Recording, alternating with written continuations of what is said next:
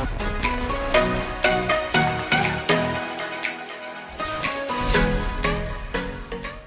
everybody, what is going on? Great Twist of be here back on the channel with another video. Today guys, we are finally doing the Thor Love and Thunder review. If you guys don't know, and have been living under a rock the entire time, Marvel Studios has officially released the fourth installment in the Thor franchise. The Thor character is one of my best and favorite characters in all of Marvel Studios. So starting out with how this movie was represented, it was made to pretty much show where Thor is going with his life. Thor is a character that has not been seen since Avengers Endgame, nor mentioned. And so this movie was pretty much just meant to show what his direction in the story is going. Now, if you guys don't know, I got to see this movie last night. Technically, it was supposed to open up today, but I got to see it early last night for one of the early screenings with some of my friends. So that was amazing, and we had a great time. Definitely recommend seeing this movie in theaters. Amazing experience. So definitely go to that.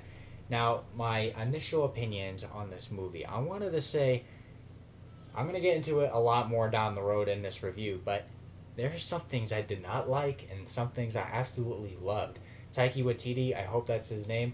He did an amazing job making this movie. As you guys know, Taika Waititi makes a lot of other movies that you may not recognize. And he actually makes a cameo in a lot of them, which we'll get into later down. But you could definitely tell this is one of his movies. But that's not always a good thing, because this movie just goes flat out with everything. I'm talking action, cinematography, humor, which we will get to in a second, and some of the things that I don't want to spoil yet. Later down the review. Just stay tuned. So starting off with the characters. Yes, Thor is in it. That's no secret.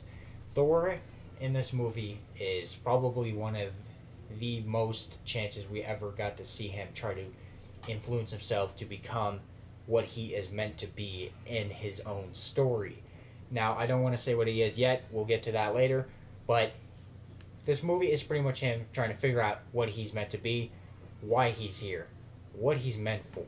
Yeah, he's the god of thunder, but he has other things to do. And I'm sorry if you guys hear background noises, that's my little brothers. But anyway, yeah, Thor's character in this is very humorous like he was in Thor Ragnarok. Now, a lot of people in the comments are going to be asking if this movie is better than Thor Ragnarok.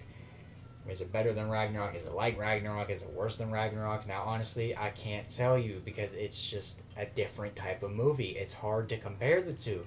I've had to say, I just had to say, like, they feel like two completely different movies sometimes, you know? Like, obviously, they're both amazing movies, in my opinion. Thor Love and Thunder and Ragnarok are both at least maybe top 5, top 10 tier movies in the Marvel Cinematic Universe. But I just can't tell if it's better or not. Now, moving on to the next character, we have Jane Foster, who finally makes her debut into Marvel after, I think her last real appearance was Thor: The Dark World, which was back in 2013. It's 2022, almost 9 years ago, and I'm not going to count her cameo in Avengers Endgame. She is, like in the comics, her character ends up developing stage 4 cancer. It's sad.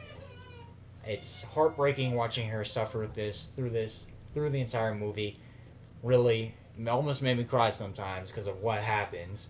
She, every time she picks up the hammer, well, actually, before that, Thor, when they were together, like a long time ago, before they broke up, it showed a flashback. Thor put a spell on Mjolnir, the hammer, to always protect Jane if something were to happen to him.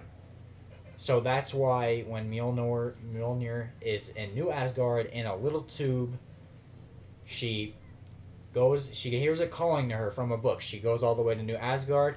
She pretty much puts it all together, doesn't show it, but you know that she gets it. And every time she holds the hammer, she gets all of her strength, her speed, her intelligence back. But every time she gets rid of it, her cancer gets worse. It's a very bad thing to see. Now, moving on to Valkyrie's character. Valkyrie is back. Yes, she is one of my favorite characters as well in the Thor series. Now, she's a little different in this. You know, she's the king of New Asgard. And I really loved Valkyrie's character in Thor Ragnarok, so it was weird to see how a drunk who just went from not caring about anything at all to being a king of something really important in the universe. So that was kind of cool to see in a way. She is a great character. She helps the crew out a lot.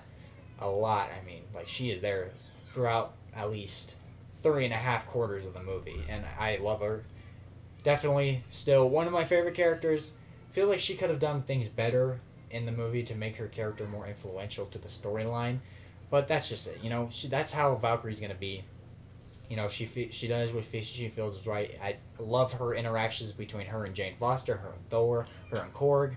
Moving on to the next character, Korg is returning, but he's actually more of a main character this time, sort of. He's with the crew, which is all four of them: Thor, the Mighty Thor, aka Jane Foster, Valkyrie, and Korg. So Korg, he's the rock guy. If you don't know it, he's from Thor Ragnarok, and I'm pretty sure he was in Endgame as well.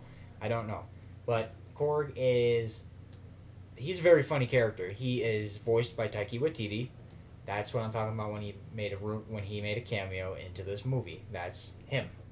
He's voiced by Taika Waititi. Korg is such an hilarious character in this. Sometimes I thought he was more funnier than Thor, which is a really hard thing to say because Thor is funny sometimes. Most of the time, actually. Not sometimes. What's wrong with me? But Korg, he's pretty much there as a support character. The things he does is questionable sometimes. The things he says, and there's a song near the end where he's singing while Thor and Jane are, like, you know, having some chemistry between them, and he's hilarious. And the way he interacts with Valkyrie is, I don't know, you just got to watch the movie to find out for yourself, but the things he says is just hilarious. Now, Korg is obviously one of Thor's best friends at the moment because Thor pretty much has no one left. He has no Heimdall. He has none of those three guys. Lady Sif is in this movie. She did make an appearance later on down the road, only for a few seconds, though. And, yeah. So, moving on to the Guardians of the Galaxy. They are barely in this movie, so do not get your hopes up. Yes, they are good while they lasted in it. There's no Gamora still, which is probably leading into Guardians 3 pretty soon, when I think that comes out next year. I might be wrong. But, yeah, they mentioned Gamora and how they have to go find her. You know, you could tell that they're just worn out and they're just ready to place down the thing of being the Guardians because they've been just going on too many missions, you know. That's what I thought was happening, at least. And I love how pretty much this entire time, through those years, Thor has got himself built up. He's not fat anymore. And it's funny how Korg mentions it. He says he went from dad bod to god bod. So yes, Thor is all muscular again. And he's been with the Guardians this entire time fighting battles. There's this funny, hilarious intro to Thor and the Guardians at the beginning of the movie. I could not stop laughing when he was fighting these owl-like creatures. But yeah, and when he was making his whole speech, Star-Lord was pretty much there like, oh, here we go. And it was just funny hearing Star-Lord or watching Star-Lord like mimic his speech because he knows that Thor says it every single time to look cool. And it's just hilarious. And I don't know, Star-Lord is also funny in this. I mean, when is Star-Lord never funny, you know? And then other Guardians are there like Drax, Nebula, Rocket, Groot, and Mantis, and then Kraglin, who is technically supposed to be the new Yondu, I think, because he has the arrow thing on his head. And moving on to the final character I'm going to mention in this is Gore the God Butcher, played by Christian Bale. Wow. This was one of the most amazing acts I've ever seen. Now, if you guys don't know, Christian Bale has not seen many MCU movies. There's this report saying that he's only pretty much seen Infinity War. So he probably has no idea what the hell he's doing sometimes. But the way that he implements his acting into this character, this very specific character that is very important to Thor's story. Wow. Such a great story. Why he wants to butcher all the gods. Pretty much the gods didn't let him save his daughter. You know, they didn't care about Gore when he was a normal being. But he picked up the Necro Sword stab one of the gods, and pretty much throughout the whole movie, he's wanting to end the gods by getting to this being in the comics known as Eternity. Pretty much a pretty much the universe himself in a being. If you get to Eternity, which is by opening the Bifrost from Stormbreaker, which is pretty much the plot of the whole movie, Eternity will grant you one wish. And what do you think Gore the God Butcher's wish is? To butcher the gods. All the gods. And you know how many gods are in the MCU? You got Roman gods, you got Greek gods, you got Egyptian gods, you got... My phone just dropped. You got all the gods, alright? That's pretty much all that I have to say about Gore the God Butcher. Amazing character. Really wish they did more with him, though. He was not very seen throughout the movie as much, but the battles with him, the scenes with him, creep me out. Holy crap. Just always expect the worst. Let's just say that. But expect the best when it comes to frightening moments. But, yeah. Amazing character. I don't think he's ever going to come back in the MCU, which is really weird because in the comics he was a major character. But I don't think he's that major anymore. I mean, he's just there and then he's not. And his daughter eventually comes back at the end of the movie and is raised by Thor. And that's what Thor's mission was all along, to find out who he really was. And that turned out he was a father. Now, there's other things I want to discuss, and her name is Love, and it's pretty much having the powers of eternity now, which is something I will get to in another MCU video coming up in my channel in the future, discussing all the future MCU projects that will mostly arrive in around 2026 or so. But let's just get this straight. Thor has a daughter now, and she holds Stormbreaker. He holds Mjolnir again. And I don't know, I love it. I love how if at the end it pretty much explained why the title is called Thor Love and Thunder. Because Korg was talking while they were battling at the very end of the movie. You know, it shows them jumping out of a bad guy army or whatever. And it says that this is the story of love and thunder. Love is the hope, or love is the love. I almost said hope. I don't know why I said hope. That's the daughter of Thor now, technically. Gore's daughter. And thunder is Thor. But something I really wanted to talk about so far is something, like I said, it's in the title, but major spoiler coming up, how sad it was to see Jane Foster die. I mean, after so many years of her being gone in the MCU, and to finally seeing her on the screen with Mjolnir, man, that was awesome, but it was so heartbreaking to see her die, especially the way she did.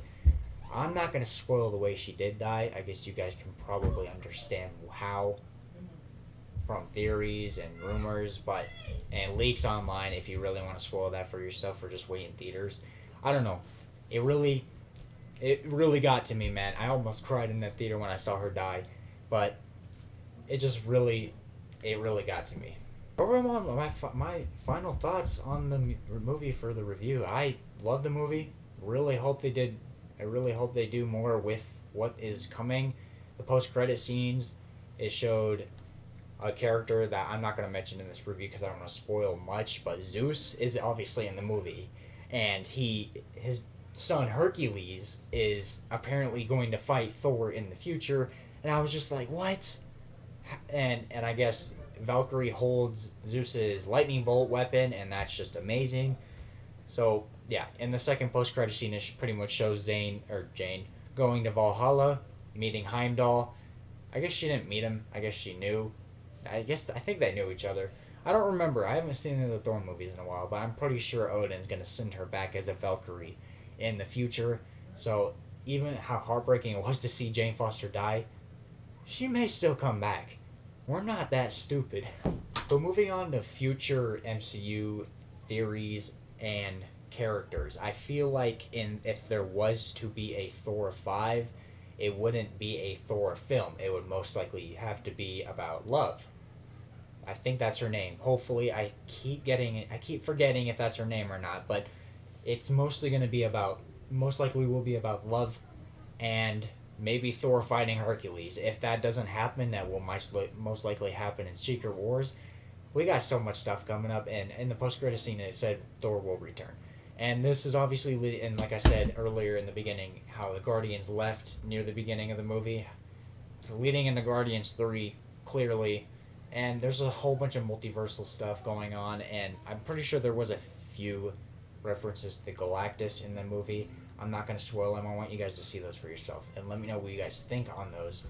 Do you want to see Galactus in the MCU? I'm pretty sure we all do, but how would you want him to make his debut in it? With that out of the way, guys, thank you guys so much for stopping by this review. I really enjoyed the movie. I really loved it. Definitely recommend seeing it in theaters, but do not wait too long, because you want to see the stuff in it without getting spoiled too much. That's why I said don't watch this review if you don't want to spoil everything for it. But, wow.